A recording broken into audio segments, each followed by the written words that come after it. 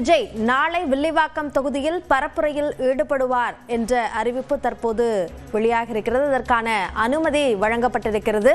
கூடுதல் விவரங்களை நம்முடைய சிறப்பு செய்தியாளர் செந்தில் ராஜாவிடம் கேட்கலாம். செந்தில் ராஜா, விவரங்களை பதிவு செய்யுங்கள். அபிநயா, தமிழக வெற்றி கழகத்தின் சார்பில் அக்கட்சியுடைய தலைவர் விஜய் வில்லிவாக்கம், அண்ணா நகர், விருகம்பாக்கம் ஆகிய தொகுதிகளில் பிரச்சாரம் மேற்கொள்வதற்காக தேர்தல் ஆணையத்திற்கு அனுமதி கேட்டிருந்தார்கள். அதில் வில்லிவாக்கம் தொகுதியில் நாளை மதியம் 12 மணி முதல் 1 மணி வரை பிரச்சாரம் செய்து கொள்ள அனுமதி வழங்கப்பட்டிருக்கிறது.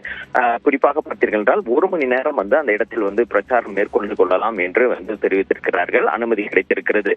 இதன் காரணமாக நாளை விஜய் வில்லிவாக்கம் தொகுதியில் அவர் பிரச்சாரம் செய்வதற்கான வாய்ப்பு ஏற்பட்டிருக்கிறது. அதே போல் வில்லிவாக்கத்தை தொடர்ந்து அண்ணா நகர் மற்றும் விருகம்பாக்கம் ஆகிய 2 தொகுதிகளுக்கும் இன்னும் அனுமதி கிடைக்கவில்லை. அந்த அனுமதிக்காக காத்திருக்கிறார்கள். அப்படி அந்த 2 இடங்களுக்கும் அனுமதி கிடைத்தால் நாளை 3 தொகுதிகளுக்கு அவர் பிரச்சாரம் செய்வார்.